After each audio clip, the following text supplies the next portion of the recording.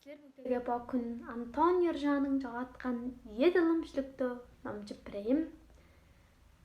Аргай эсэм аялгасан ахам сүнэн шолраарн оолдог илэгдэн огорарн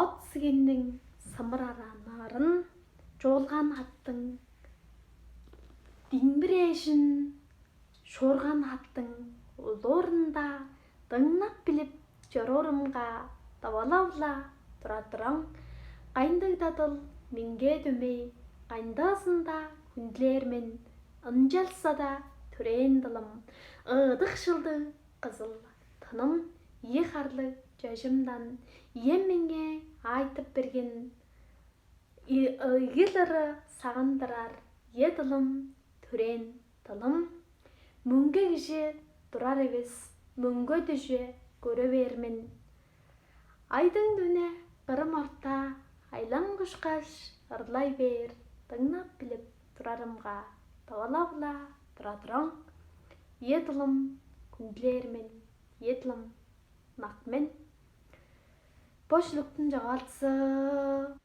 Антонио Ржа туанын базалуу жогаалчы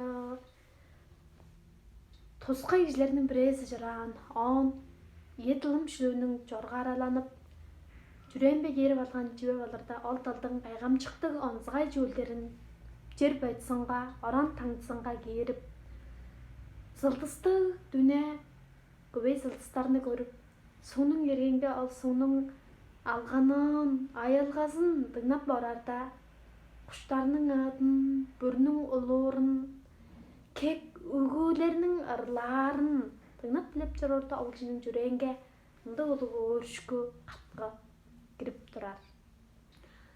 Нун баса солун кылдыр ол кишинин ам кайнда жорса да бодалы жүрөө да дубанан бодоп турар. Ындык улуу кыямчыктуу жүлүктеринин баса бирээси деп айтып болор. Нун бошлуктун ам моолун тайлбарлап бер болса едылым түрен тылым их хэл миний төрсөн хэл.